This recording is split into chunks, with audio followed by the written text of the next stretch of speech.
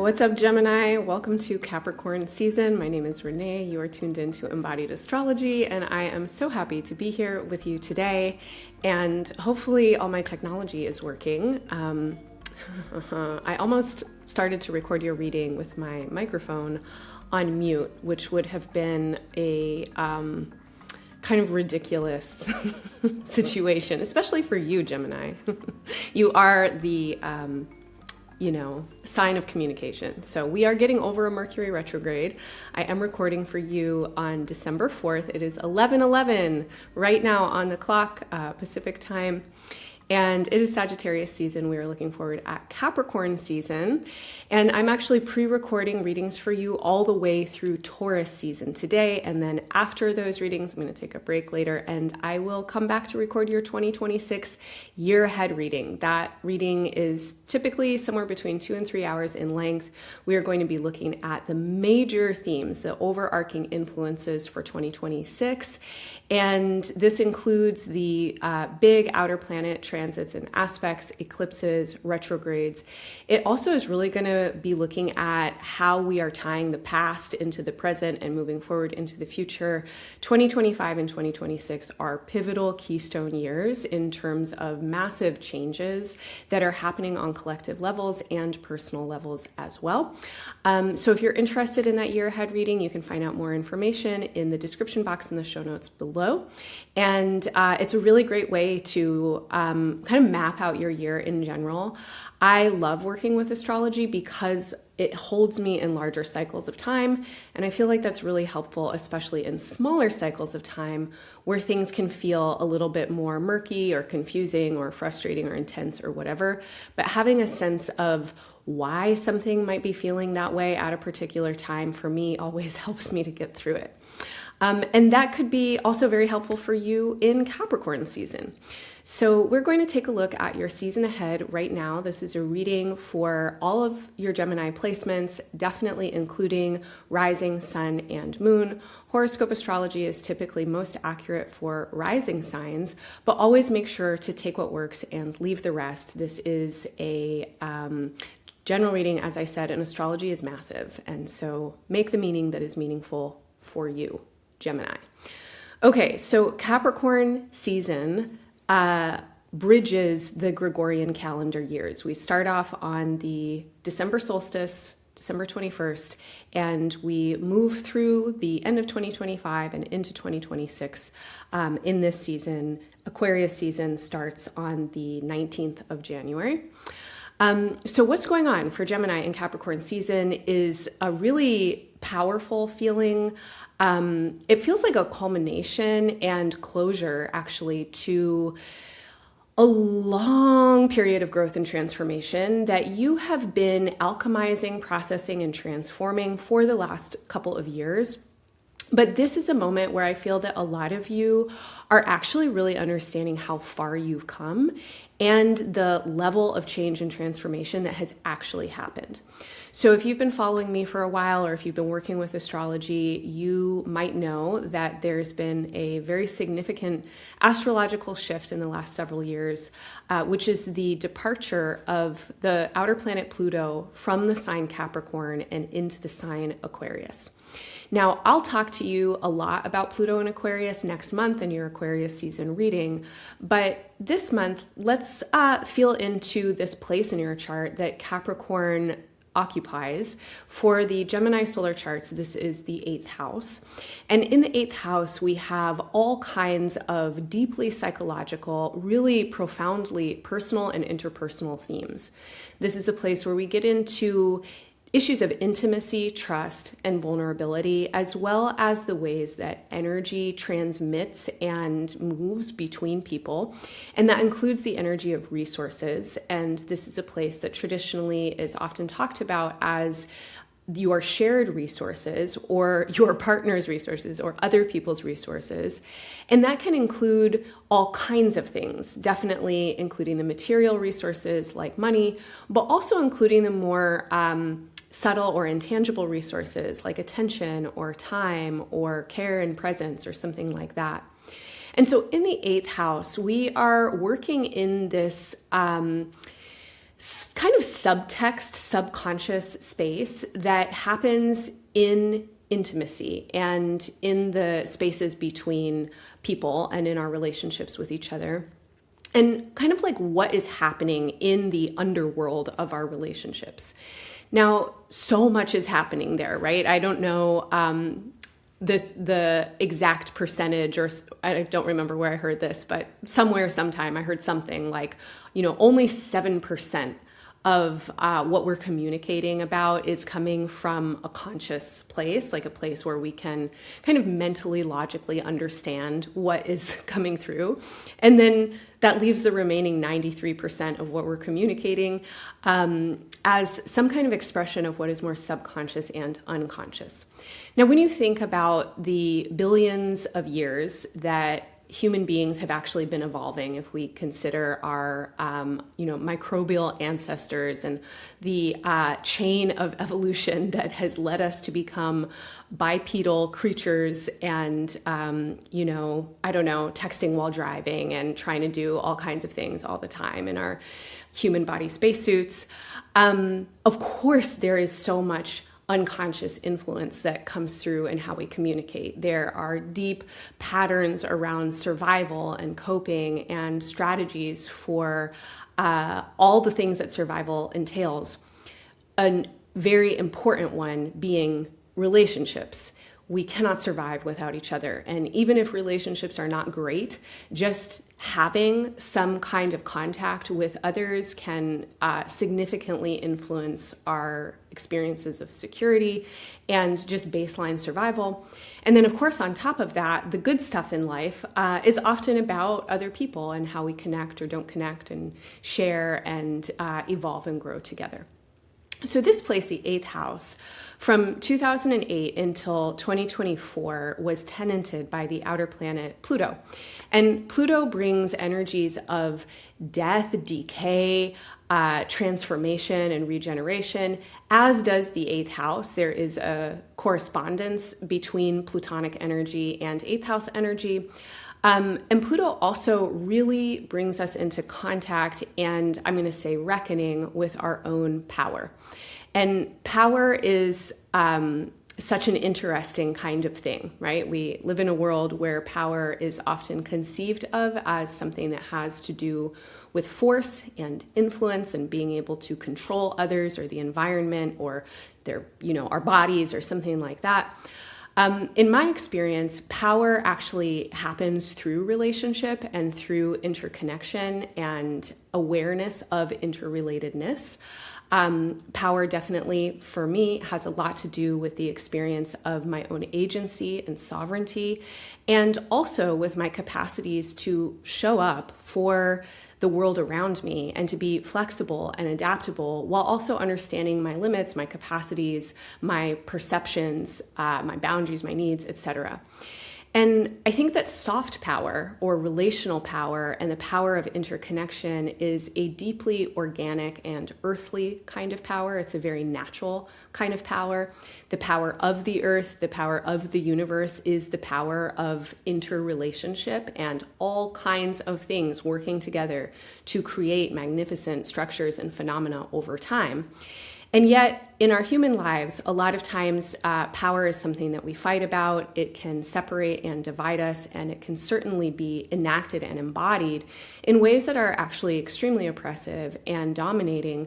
And even for those who might, be in positions to oppress or dominate others, that kind of expression of power is rarely actually empowering because it doesn't allow for receptivity and reciprocity and true trust and vulnerability. And so it is a kind of, I'm going to say, energy that masquerades as power. It is often force rooted in fear. I don't know if you can hear that boat in the river behind me. The boat's going, murr, murr, murr. I feel like it's emphasizing, true power is the power of interrelationship and the capacity to know ourselves and know ourselves in relationship. So from 2008 until 2024, Pluto in this place in your chart was doing a lot of work to help you transform your relationship to your own power and therefore your relationship with others on all levels. And in particular, in the intimacy of your interrelationships, in the experiences that you have of opening up and being vulnerable and trusting and this kind of thing. Now, Pluto has moved on. And as I mentioned, we're going to talk more about Pluto in Aquarius next month, in Aquarius season. But here we are in Capricorn season. And as the sun comes into Capricorn, all of the personal planets soon follow. Venus will be coming into Capricorn very soon into the season on on December 24th. Venus comes into Capricorn. Mars enters Capricorn a little bit earlier than that on December 14th, and then Mercury will come into Capricorn a couple of weeks later on January 1st. Now, as the personal planets come into Capricorn, they will be meeting up with the sun. And Mercury doesn't meet up with the sun until Aquarius season, but Mars and Venus meet up with the sun pretty soon into the new year. We have a Venus-Sun cazimi on January 6th and a Mars-Sun cazimi on January 9th. The word cazimi, if you're not familiar, one of my favorite words, is a word that describes the exact conjunction of a planet with the sun.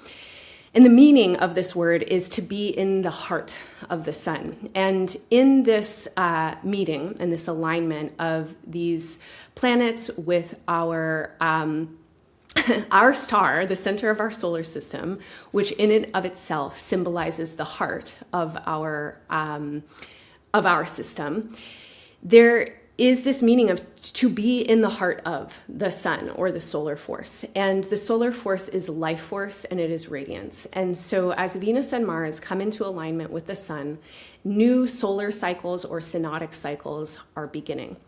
Now, in this beginning, there is also a release of an old cycle. And when cazimi happens, there is a symbolic interpretation of the old cycle being burned away. And in that burning, in the incineration that happens as these energies enter into the heart of solar influence, there's purification and clarification. And then this new cycle can begin, invigorated and vitalized by solar force. Now, the conjunctions of personal planets with the sun do not always happen in Capricorn. That happens to be where they are happening this year, and it just so happens that the new cycles of Venus and Mars are beginning very close to one another, and that means that Venus and Mars are also traveling together, and they actually have a conjunction with each other on January 7th. And then we're in this year-long experience at the same time of the transit of the planet Jupiter through the sign Cancer. Now, Cancer is the opposite sign to Capricorn, and it's also the sign that comes after Gemini. And this place in your chart holds an opposition pattern with Capricorn. And so if we think about the 8th house, where Capricorn is in the Gemini solar charts, as the place of intimacy and vulnerability and exchange and other people's resources, then on the other side of that, what we have is what you have, your possessions, your self-possessed kinds of qualities, the way that you own your own value, that you own your own worth. Also, your values. What do you think is important? That has so much to do with how you come into contact and exchange with others. Your self-esteem, your self-worth has so much to do with the ways that others exchange with you and how they receive your energy. And then after we have your self-esteem and your values, we have, what are you here able to offer and also needing to receive? And so this place in your chart, this second house in the Gemini solar charts, has a lot to do with what you want and need, certainly in very basic ways, and your basic needs are a very important part of this dynamic of the second and the 8th house. If you've experienced things like financial or material or food insecurity in your life, that is going to set you up to be in relationships in certain ways that would be very different if you had not experienced that kind of insecurity. But this is also a place in your chart that, of course, can grow and evolve like anywhere else. And so these themes of self-worth and self-value and your values and what you really have to give and what you know that you really need, they are also places of evolution, growth, development, and maturation. And Jupiter as an influence is an influence of growth and expansion and learning, and also deep inner wisdom. This is about you actually being your own best guide when Jupiter shows up. Now, Jupiter has been in Cancer since June of 2025, and it will be there until the end of June in 2026. And during this time, it is increasing your opportunities to learn, grow, become more aware and more adept when it comes to the ways that you navigate your needs, your desires, and again, your sense of self-possession. Over this period of time, I think a lot of you are really increasing your sense of self-worth. And there may be a sense of you really understanding your values in a very different way, you claiming those values in a very different way that allows you to understand more of what you have to offer and also what you want and need to receive. It assists you in clarifying your boundaries, your capacities, and also your interrelationships and what you're trying to do in those spaces.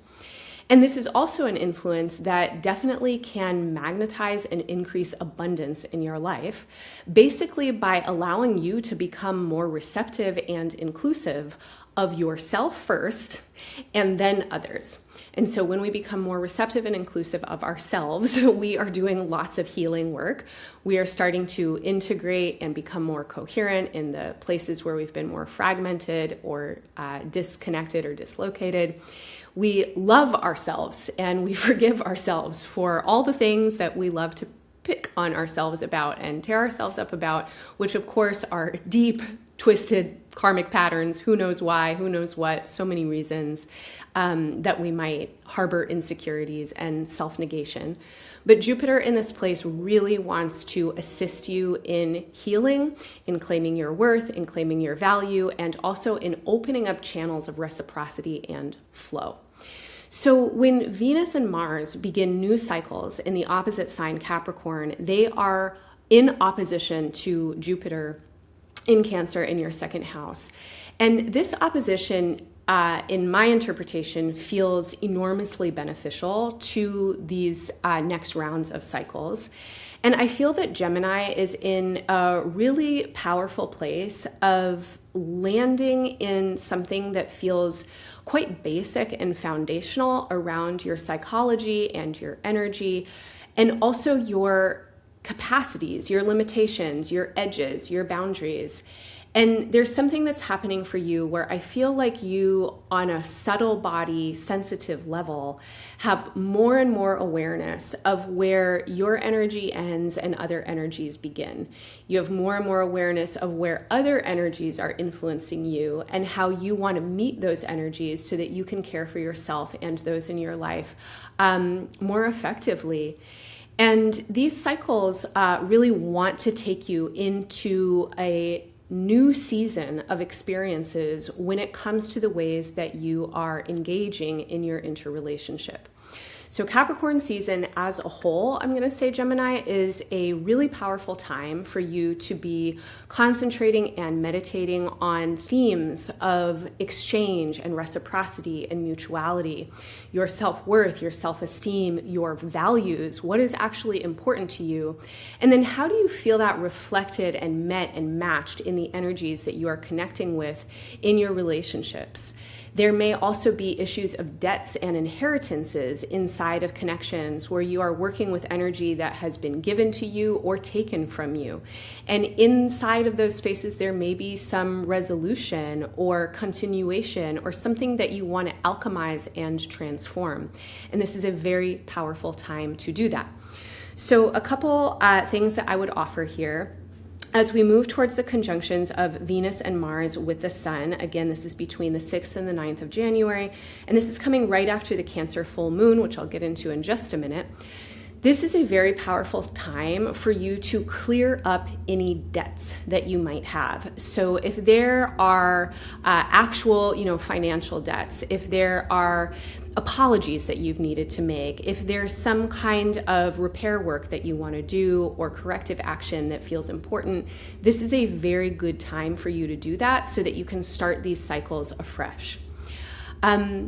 On the full moon on January 3rd, we have the full moon in Cancer, and it is very close with the planet Jupiter. And this is a great time for you to really treat yourself and treat yourself well. And that doesn't necessarily mean that you need to go out and spend a whole bunch of money on yourself or something like that, though if you want to do that, I think that's wonderful.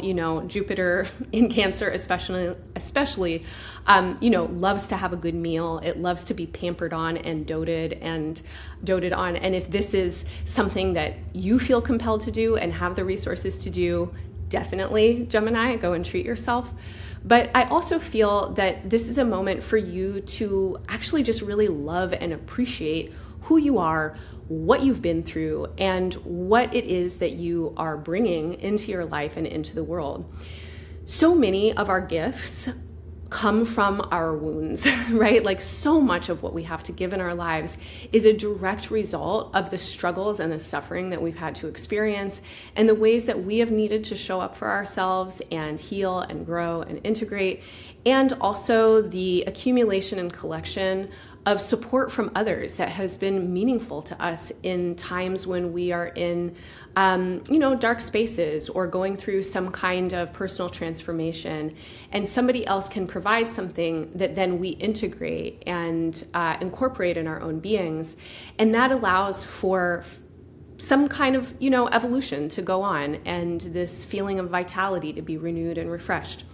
So on the full moon, I hope that you can just make a little bit of time for yourself, and at the very least, give yourself the gifts of recognition and inclusion for who you are, what you've been through, all of the struggles, all of the learning, all of the growth, and what that has built inside of you in terms of capacity and your ability to learn, to grow, and also to give gifts that are honestly, I think, hard won and really deserving of your respect and consideration.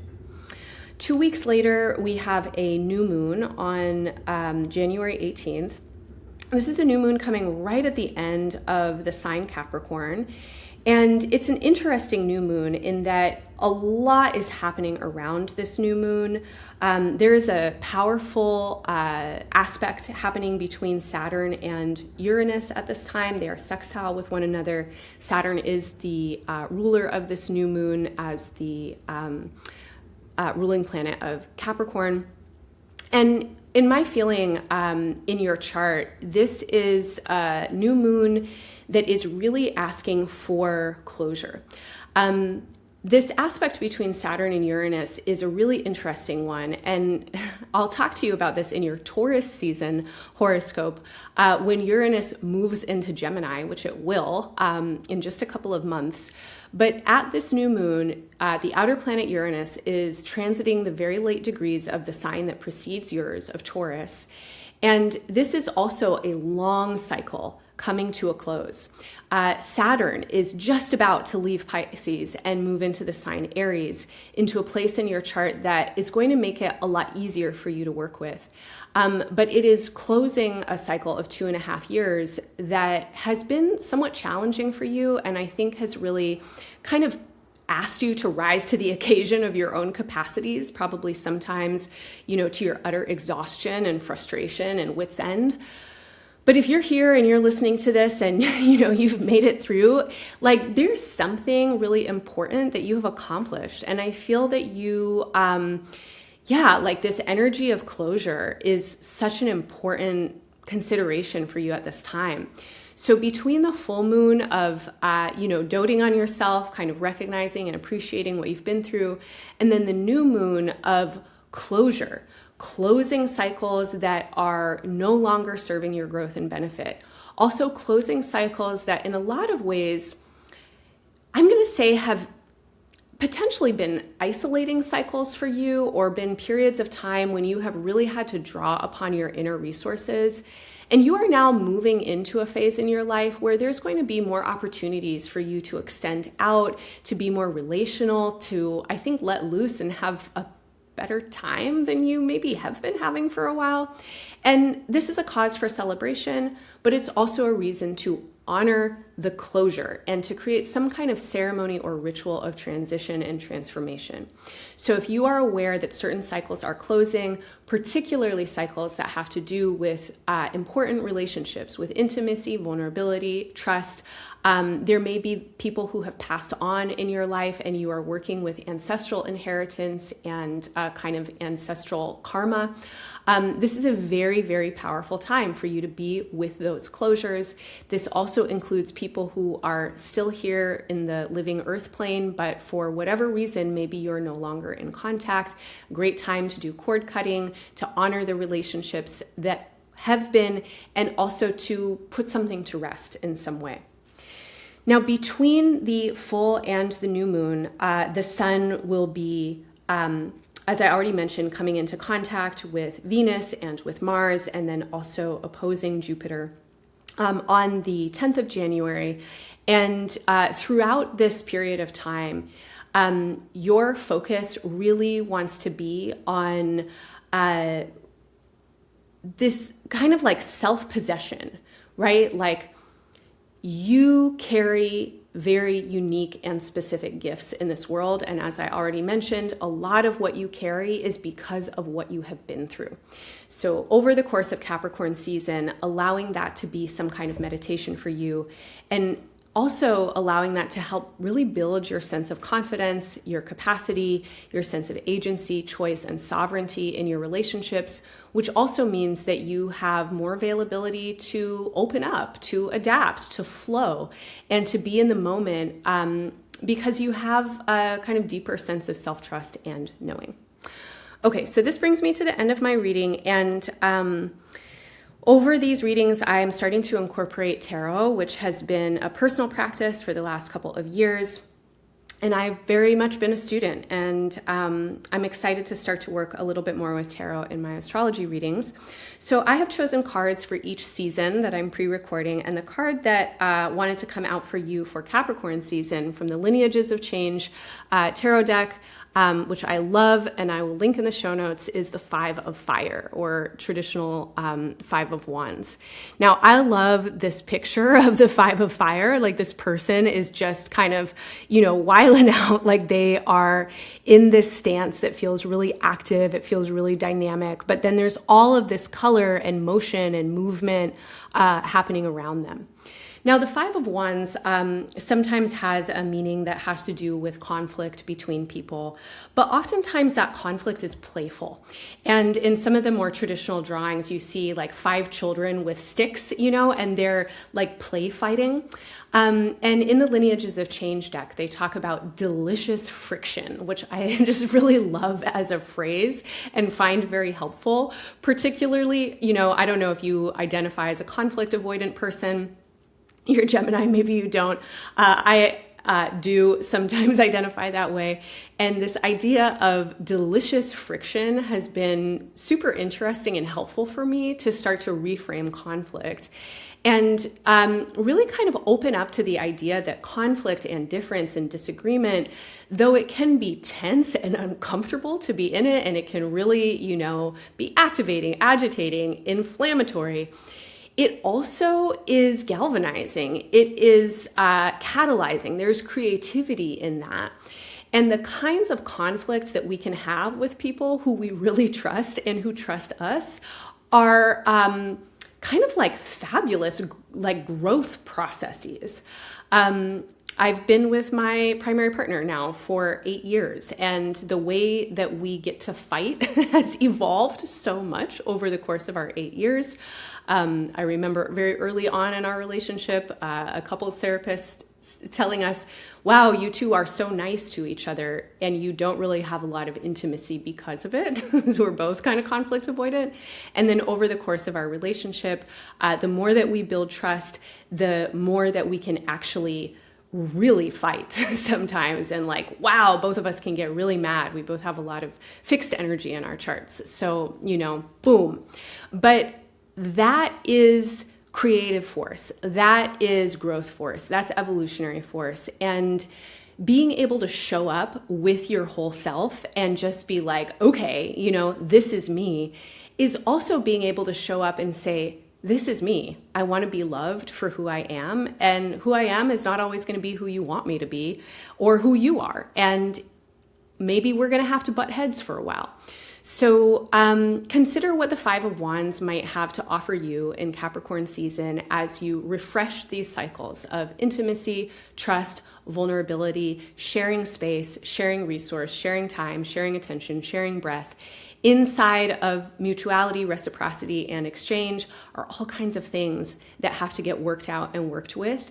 And that's actually the stuff where creative combinations and evolutionary growth happens. Okay, Gemini, stick with me for a couple of minutes. I want to tell you about what is coming up at Embodied Astrology in Capricorn season and beyond. And please like, comment, share, and subscribe to the channel. If you appreciate my work, please help me continue to offer these free offerings. Your engagement with whatever platform you're listening on really helps me out. I'm wishing you all the best in Capricorn season and beyond. Lots of love. Bye for now.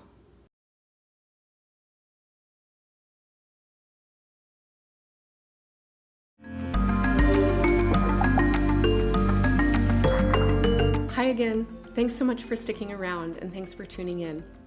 Embodied Astrology is much more than horoscopes in a podcast. Throughout the seasons, we offer astrologically timed workshops, classes, and gatherings where we create connections between astrology and other modalities. In Capricorn season, for January 3rd's full moon in Cancer, we have a deeply nourishing workshop for your bodies with Daniel Addy, an astrology-loving massage therapist and body worker who will be teaching self-massage techniques, tending to the Capricorn-ruled places of our bones and joints. Because astrology is something that's always happening and always embodied, here at EA, we're most interested in exploring together how we each experience these influences and how we can work with them to align with their best, most healing, liberating, and enlivening potentials, while navigating skillfully with their challenges. If you're interested in exploring astrology through your felt sense and embodied awareness, I hope you'll join me sometime on a moon day. Every Monday from 8 to 9:30 a.m. Pacific time, you can find me on Zoom in my weekly class, Somatic Space, where we tune in with the astrology of the week ahead as inspiration for movement, meditation, visualization, and creative self-reflection.